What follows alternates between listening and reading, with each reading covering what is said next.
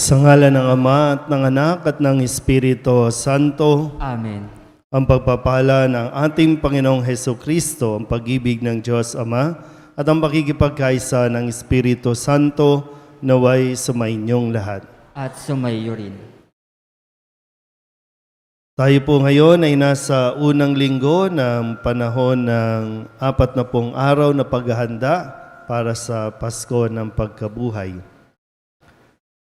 Mga kapatid, aminin natin ang ating mga kasalanan upang tayo maging marapat gumanap sa banal na pagdiriwang. Inaamin ko sa makapangyarihang Diyos at sa inyo mga kapatid, na lubha akong nagkasala sa isip, sa salita at sa gawa, at sa aking pagkukulang. Kaya isinasamo ko sa mahal na Birhen Maria, sa lahat ng mga anghel at mga banal, at sa inyo mga kapatid, na ako'y panalangin sa Panginoong ating Diyos. Kawaan tayo ng makapangyarihang Diyos, patawarin tayo sa ating mga kasalanan at patnubayan tayo sa buhay na walang hanggan. Amen.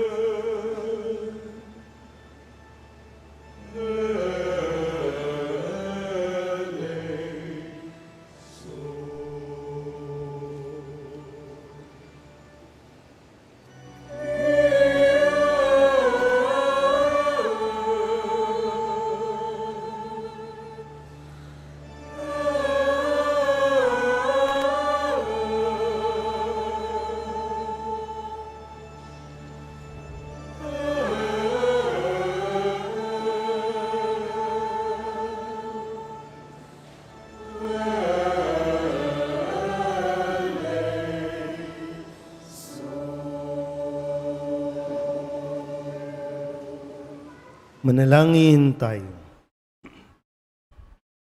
Ama naming makapangyarihan, sa taong-taong pagdiriwang ng paghahandang 40 araw para sa Pasko ng Pagkabuhay, kami nawa ay lalong umunlad sa pagtuklas sa hiwaga ng tagumpay ni Kristo upang masundan namin siya sa pamumuhay na marangal bilang aming tagapamagitan kasama ng Espiritu Santo magpasawalang hanggan. Amen.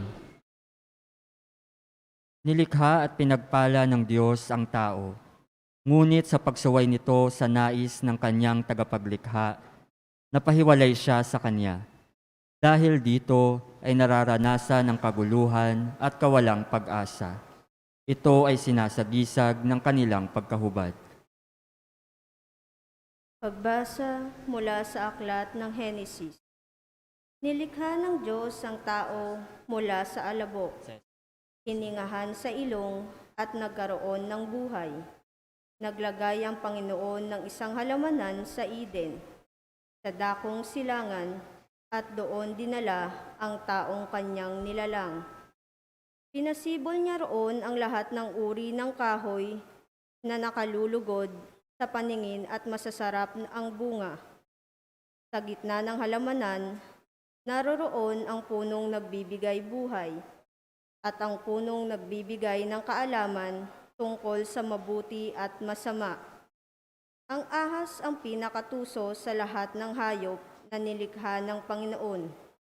Minsay tinanong nito ang babae, "Totoo bang sinabi ng Diyos na huwag kang kakain ng anumang bungang kahoy sa halamanan?" Tumugon ang babae, "Hindi naman. Ipinakakain sa amin ang anumang bunga sa halamanan. Huwag lamang ang bunga ng puno na nasa gitna niyon. Pag kami raw ay kumain ng bunga nito o humipo man lamang sa punong iyon, mamamatay kami." "Hindi totoo iyan. Hindi kayo mamamatay," wika ng ahas. "Gayon ang sabi ng Diyos, sapagkat alam niyang kung kakain kayo ng bunga niyon, magkakaroon kayo ng pagkaunawa. Kayo'y magiging parang Diyos. Malalaman ninyo ang mabuti at masama." Napakaganda sa paningin ng babae ang punong kahoy, at sa palagay niya'y masarap ang bunga nito. Nabuo sa isipan niya na mabuti ang maging marunong. Kaya't pumitas siya ng bunga at kumain. Kumuha rin siya para sa kanyang asawa at kumain din ito. Nagkaroon nga sila ng pagkaunawa matapos kumain. Noon nila na lamang sila'y hubad. Kaya't kumuha sila ng mga dahon ng igos, pinagtagni-tagni at ginawang panakip sa katawan. Ang salita ng Diyos. Salamat sa Diyos.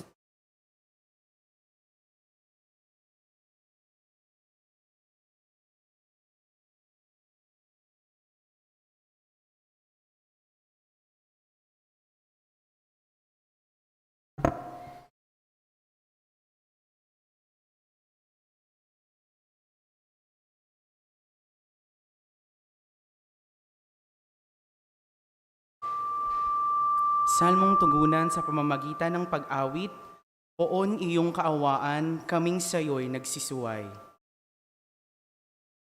Poon iyong kaawaan, kami sa iyo'y nagsisuway.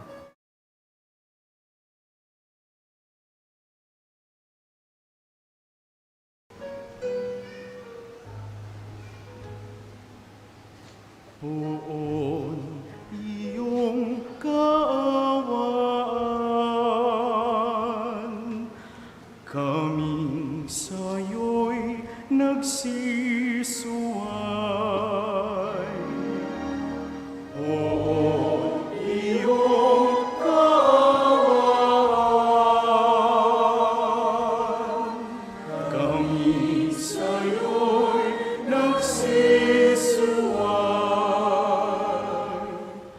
Ako'y kaawaan, o mahal kong Diyos, sang-ayon sa iyong kagandahang loob. Mga kasalanan ko'y iyong pawiin, ayon din sa iyong pag-ibig sa'kin.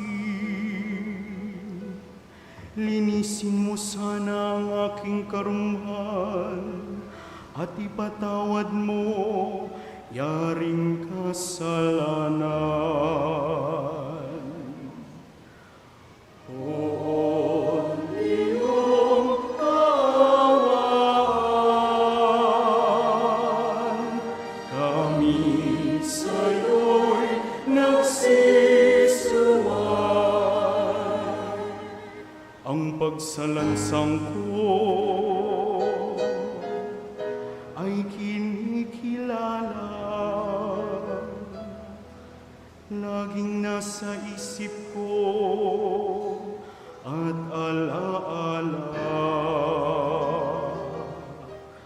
Sa iyo lang ako nagkasalang tunay, at ang nagawa ko'y di mo nagustuhan. O iyong kaawaan, kami sa'yo'y nagsisiyuan. Isang pusong tapat sa aking likhain, bigyan mo, O Diyos, ng bagong damdamin. Sa iyong harap ay huwag akong alisin, at ang Espiritu mo ang papaghariin. Poon iyong kaawaan, kami sa'yo'y nagsisiyuan. Ang galak na dulot ng iyong pagliligtas, ibalik at ako ay gawin mong tapat. Turuan mo ako makapagsalita at pupurihin ka sa gitna ng madla. Poon iyong kaawaan, kami sa'yo'y nagsisiyuan. Poon iyong kaawaan, kami sa'yo'y nagsisiyuan.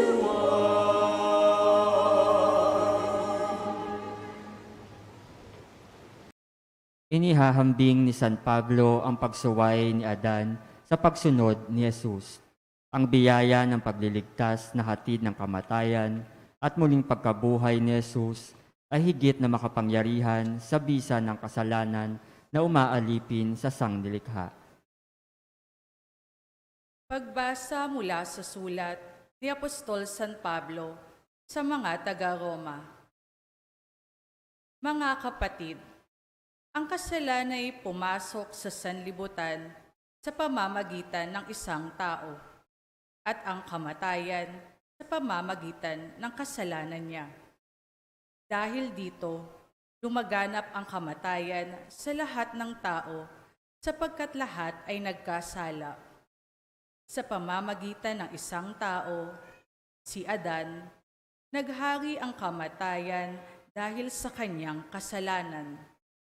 Ngunit sa pamamagitan din ng isang tao, si Hesus Kristo, higit ang kinamtan ng mga kinahabagan ng sagana at pinawalang sala. Sila'y maghahari sa buhay. Kay laki ng kahigtan ng pagpapalang ito kaysa kasawiang iyon. Kaya't kung paanong nagbunga ng kaparusahan sa lahat ang kasalanan ng isang tao, ang pagkamatuwid naman ng isang tao ay nagdulot ng kapatawaran at buhay sa lahat. Sapagkat sa pagsuway ng isang tao ay marami ang naging makasalanan. Gayon din naman, marami ang pawawalang sala sa pagsunod ng isang tao. Ang salita ng Diyos. Salamat sa Diyos. Tumayo ang lahat.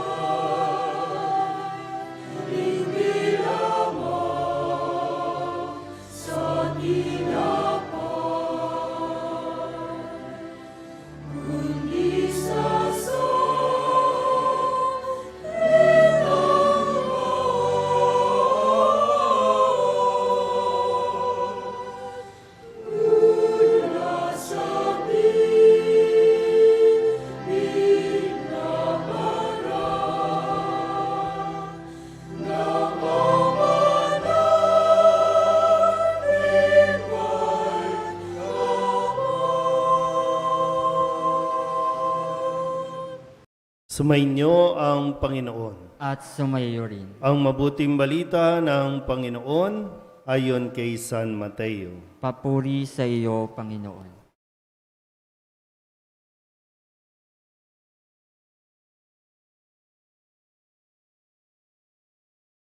Noong panahong iyon, si Jesus ay dinala ng Espiritu sa ilang upang tuksuhin ng Diablo.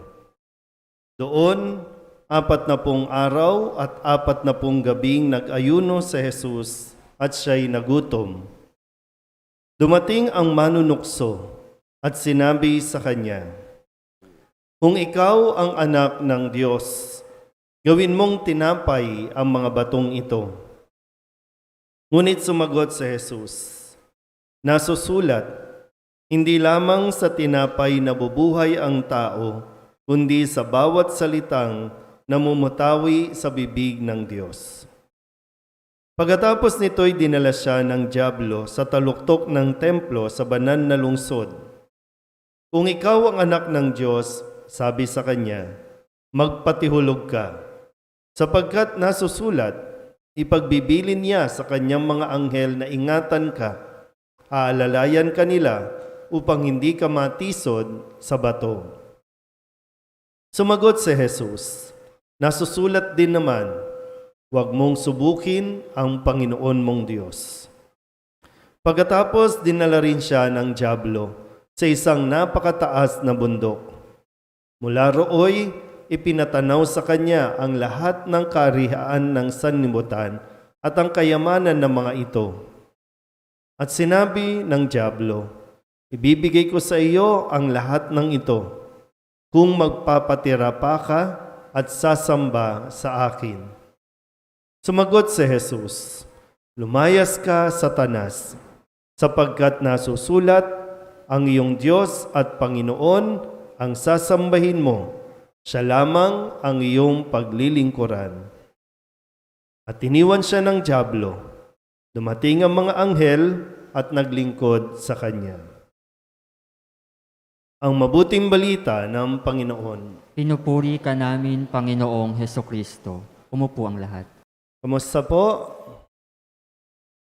Okay pa ba? Nasa loob na po tayo ng tinatawag nating Kwaresma. Sabihin nyo nga po, Kwaresma. Huwag nating kakalimutan yan, ha? Nasa panahon tayo ng Kwaresma o 40 araw na paghahanda para sa pagdiriwang ng Pasko ng Pagkabuhay o yung pagpapakasakit, pagkamatay at muling pagkabuhay ni Kristo. Kaya sinimulan natin ito nung Ash Wednesday, no? Nung Miyerkules ng Abo.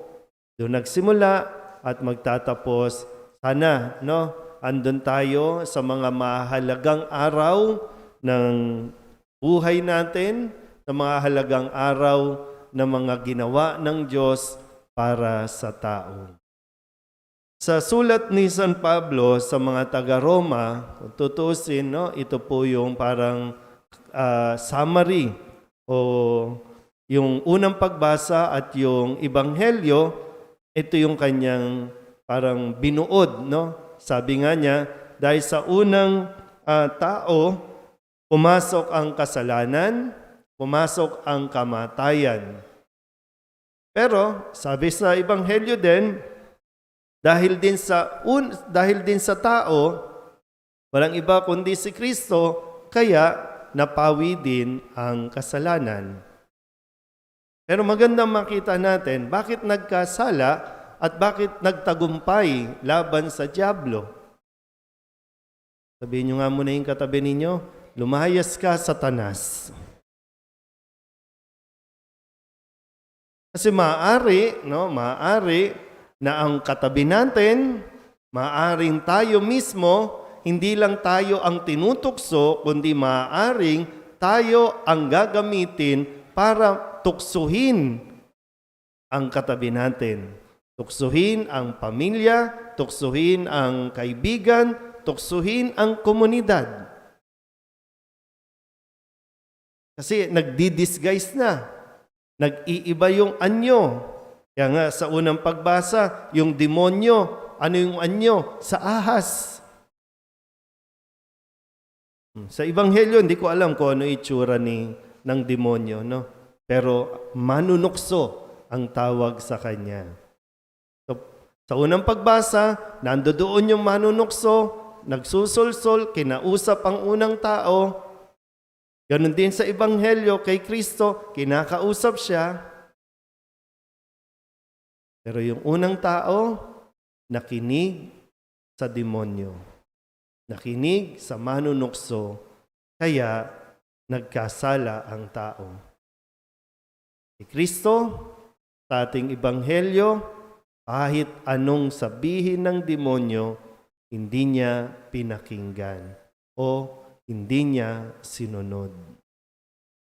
Dahil alam niya, tibay sa kanyang loob kung sino ang dapat pakinggan, kung sino ang dapat nasundin. Kaya mag-ingat ka sa iyong pinapakinggan. O kaya naman, mag-ingat ka sa iyong kinakausap. Magbantay lagi. Malakas ang tukso ngayon. Kahit saan, nandiyan yan. Sa social media, nandiyan yan. Sa opisina, nandiyan yan. Sa simbahan, nandiyan yan. Siyempre, hindi na siya nakakatakot. Kasi kung nakakatakot ang itsura ng manunukso, walang lalapit sa kanya. Kung pangit ang kanyang ibibigay, walang tatanggap sa kanya. Kaya lahat maganda. Maganda yung packaging na ino-offer lagi ng demonyo.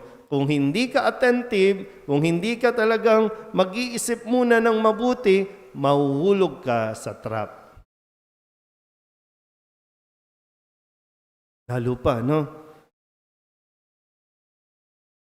Gusto ng tao ang magkaroon ng kapangyarihan. Yung magkaroon ka ng control. No? Yung gusto natin may control tayo sa nangyayari sa buhay natin, sa nangyayari sa labas. Gusto natin mayroon tayong kapangyarihan diyan. Kung pwede nga lang, ayaw na natin ng may mahirap. Ayaw na natin ng may sakit. Alam ng demonyo yan. Alam din ng demonyo na gusto ng tao maraming pera. Laging may pera. Alam din ng demonyo na gusto ng tao yung sumikat, yung maging sikat, yung mapansin. Kaya yan ang inilalapit niya sa tao. Magaganda po yan lahat. Hindi po yan masama. Pero kapag nahulog tayo sa trap at nawalan tayo ng kontrol, tayo ang kokontrolin yan. Balikan natin yung kwento. Sabi nung ahas doon sa unang tao, naku, hindi naman totoo yan. No? Hindi kayo mamamatay. Kundi, magiging katulad nga kayo ng Diyos Uy, maganda tayo, no? Maganda yun. Maging katulad tayo ng Diyos. Pero nung nagkasala na, nung kumagat na, iniwan na sila.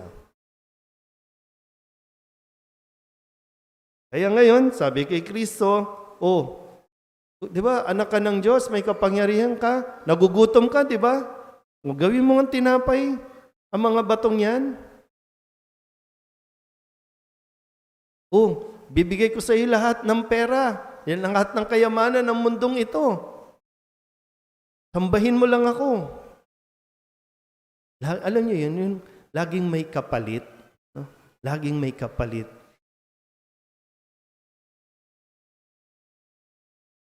Naranasan niyo na ba yung matukso?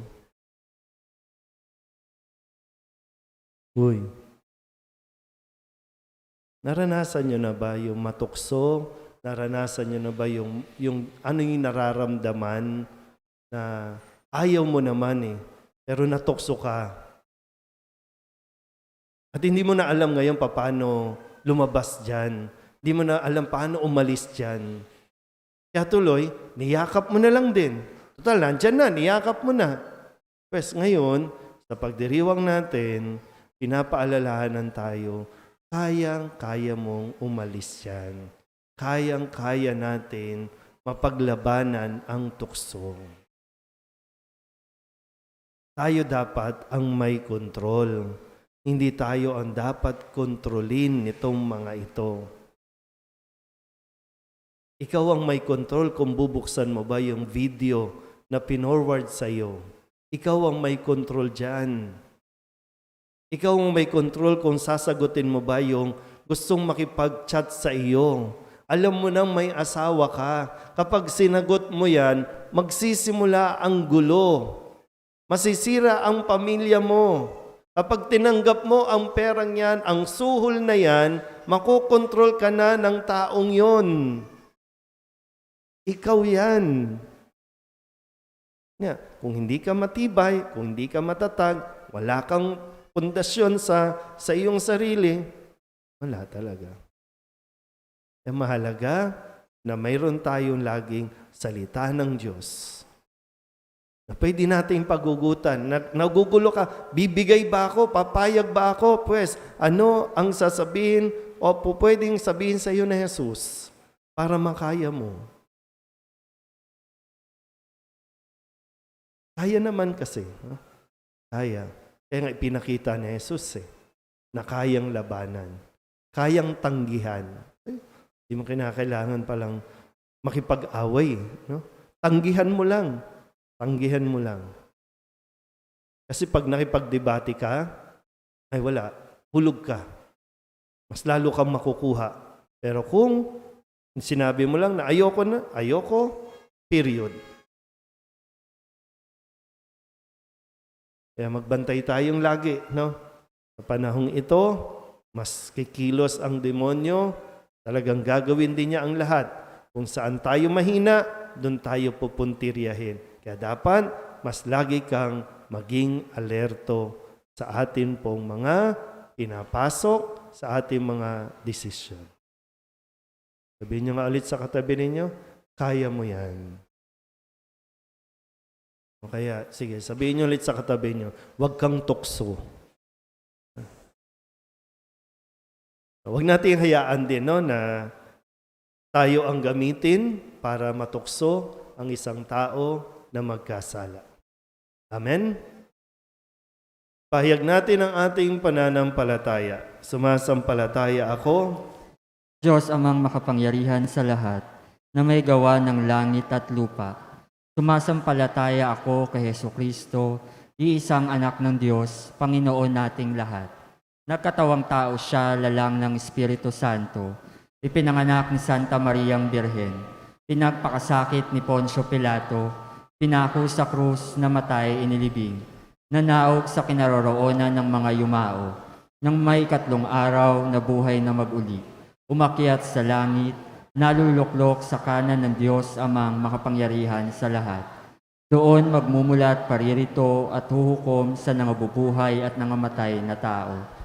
Sumasampalataya naman ako sa Diyos Espiritu Santo, sa banal na simbahang katolika, sa kasamahan ng mga banal, sa kapatawaran ng mga kasalanan, sa pagkabuhay na muli ng nangamatay na tao, at sa buhay na walang hanggan. Amen. mga kapatid, ngayon pinapaalala sa atin na hindi tayo nabubuhay sa tinapay lamang. Sa makatuwid, hilingin natin sa Diyos ang biyayang makapamuhay ng tapat sa Kanyang salita. Ang ating pong itutugon, Ama, panatilihin mo kami sa iyong salita. Ama, panatilihin mo kami sa iyong salita. Gawin mong tapat na tagapagpahayag ng iyong salita, kaming iyong simbahan. Kami dumadalangin. Ama, panatilihin mo kami sa iyong salita. Tulungan mo ang lahat ng mga namamahala na maging tapat sa iyong salita sa kanilang paglilingkod sa aming bayan. Kami dumadalangin. Ama, panatilihin mo kami sa iyong salita. Pukawin mo ang aming mga puso tungo sa pagsisisi. Tulungan mo kaming humingi ng tawad sa aming mga nasaktan at mapagpatawad sa mga nakasakit sa amin. Kami dumadalangin. Ama, panatilihin mo kami sa iyong salita. Itinataas din namin sa iyo ang lahat ng mga social worker at silang lahat na nagtataguyod ng dignidad at karapatang pantao. Kami dumadalangin. Ama, panatilihin mo kami sa iyong salita. Salubungin mo ang mga yumao naming mahal sa iyong walang hanggang pag-ibig. Aliwin mo kaming nagdadalamhati sa kanilang paglisan. Kami dumadalangin. Ama, panatilihin mo kami sa iyong salita. Idulog din natin sa Panginoon ang ating mga personal na kahilingan at mga panalangin para sa ating mga pamilya, kasama ang mga kahilingan ng mga nanonood sa online, lahat ng misang pasasalamat, natatanging kahilingan, mga agarang paggaling ng mga may sakit, at ang lahat ng mga kaluluwa na inihiling na ipagdasal sa misang ito.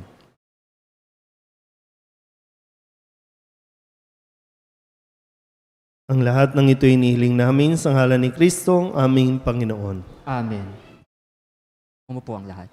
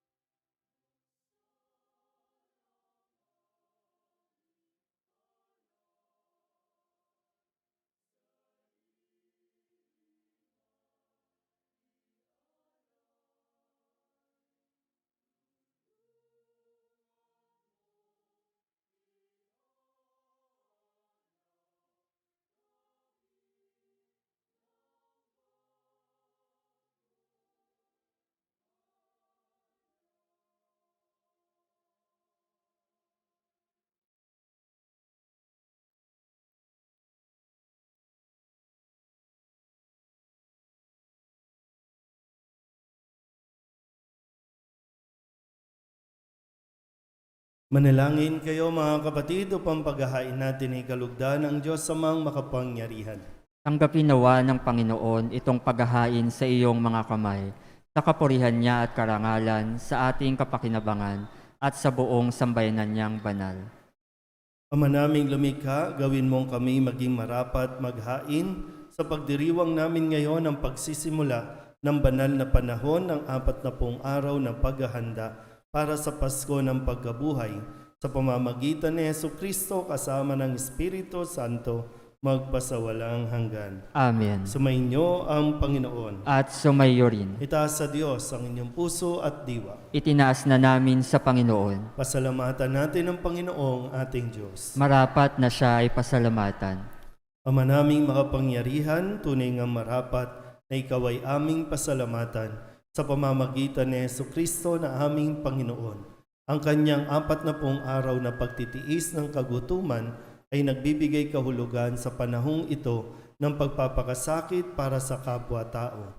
Ang pagtalikod niya sa tuksong maging makasarili ay nagtuturo sa aming harapin ang pagpapakabuti upang kaisa niya'y maging malaya kami sa pagdulog sa hapag ng huling hapunan na siyang hantungan ng lahat sa kalangitan. Kaya kaysa ng mga anghel na nagsisiawid ng papuri sa iyo nang walang humpay sa kalangitan, kami nagbubunyi sa iyong kadakilaan.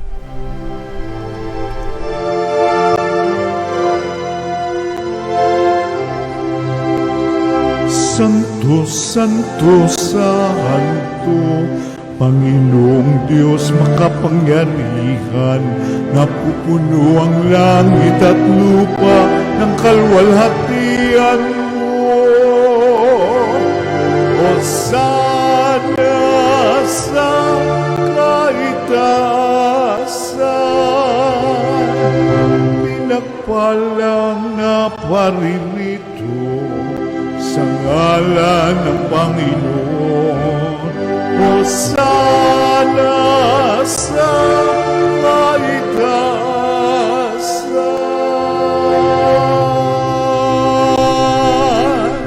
Ama naming banal, ikaw ang bukal ng tanang kabanalan. Kaya't sa pamamagitan ng iyong Espiritu, gawin mong banal ang mga kaloob na ito upang para sa aming maging katawan at dugo ng aming Panginoong Hesukristo. Bago niya pinagtiis ang pusang loob na maging handog, inawakan niya ang tinapay, inasalamatan kaniya.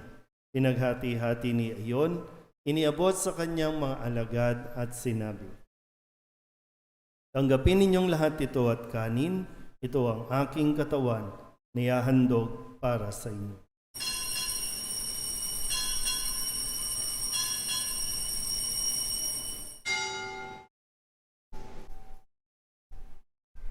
Gayun din naman nang matapos ang hapunan, hinawakan niya ang kalis, muli kaniyang pinasalamatan. Iniabot niya ang kalis sa kanyang mga alagad at sinabi, "Tanggapin ninyong lahat ito at inumin. Ito ang kalis ng aking dugo, ng bago at walang hanggang tipan. Ang aking dugo na ibubuhos para sa inyo at para sa lahat sa ikapagpapatawad ng mga kasalanan. Gawin ninyo ito sa pag-alaala sa akin."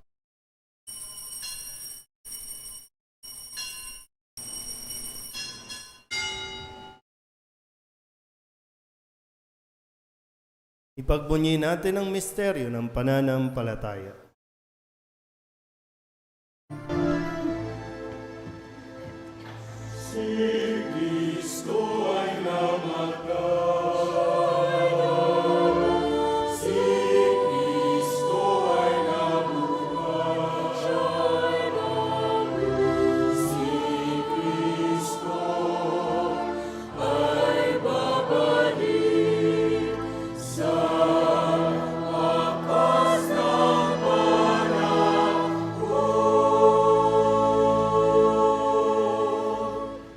Ama, ginagawa namin ngayon ang pag-alaala sa pagkamatay at muling pagkabuhay ng iyong anak, kaya tiniaalay namin sa iyo ang tinapay na nagbibigay buhay at ang kalis na nagkakaloob ng kaligtasan.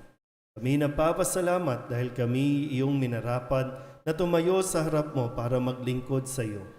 Sinasamo namin kami magsasalo-salo sa katawan at dugo ni Kristo ay mabuklod sa pagkakaisa sa pamamagitan ng Espiritu Santo. Ama, lingapin mo ang iyong simbahang laganap sa buong daigdig. Puspusin mo kami sa pag-ibig kaysa ni Leon na aming Papa at ni Jose na aming Obispo at ng Tanang Kaparian. Alalahanin mo rin ang mga kapatid naming nahimlay na may pag-asang sila'y muling mabubuhay, gayon din ang lahat ng mga pumanaw. Tawaan mo sila at patuloyin sa iyong kaliwanagan. Tawaan mo at pagintapating kaming lahat na makasalo sa iyong buhay na walang wakas. Kaysa ng mahal na Birheng Maria na Ina ng Diyos, ng kabiyak ng puso niyang San Jose. Kaysa ng mga apostol at ng lahat ng mga banal na namuhay dito sa daigdig ng kalugod-lugod sa iyo. May pagdiwang nawa namin ang papupuri sa ikararangal mo sa pamamagitan ng iyong anak na aming Panginoong Hesukristo.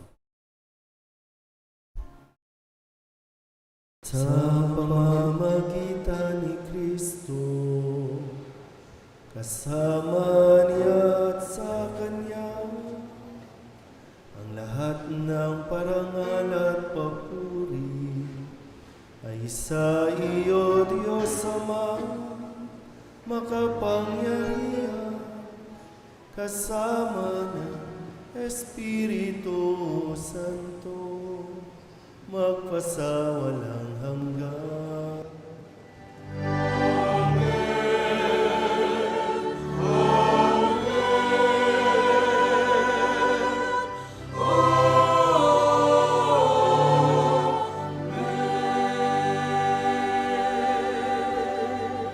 Buong mababa ang loob tayong tumawag sa ating Panginoon ng Ama namin.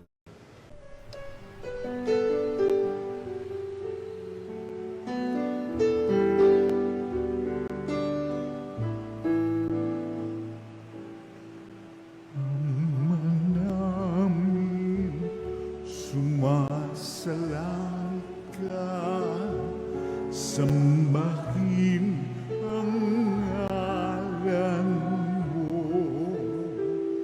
mapasamin ang kaharian mo, sundin ang loob mo dito sa lupa para nang sa langit. Bigyan mo po kami ngayon ng aming kakanin sa araw-araw at patawarin mo kami sa aming mga sala para ng pagpapatawan namin sa nagkakasala sa amin. At huwag mo kaming ipagdulot sa tukso, at yadya mo kami sa lahat ng masama.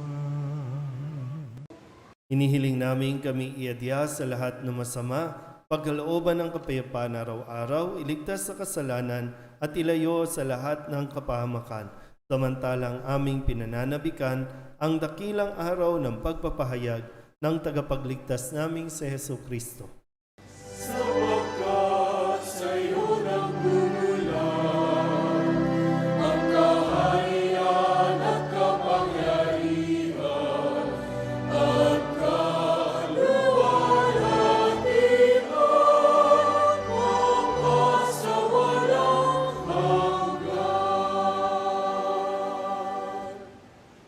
Panginoong Heso Kristo, sinabi mo sa iyong mga apostol, kapayapaan ang iniiwan ko sa inyo, ang aking kapayapaan ang binibigay ko sa inyo.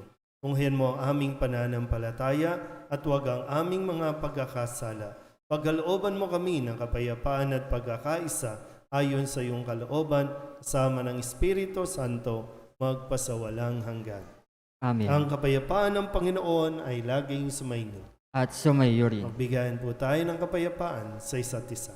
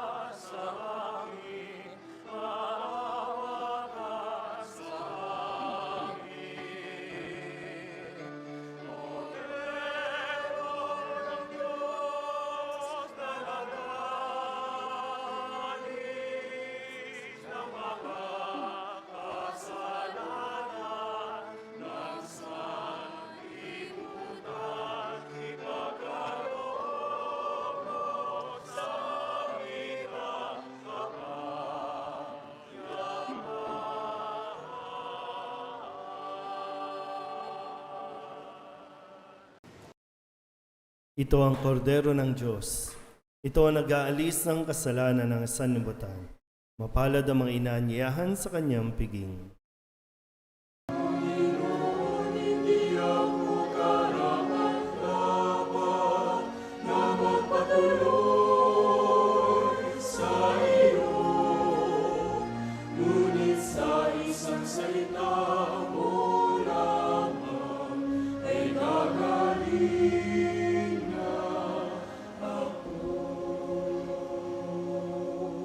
Katawan ni Kristo, Amen.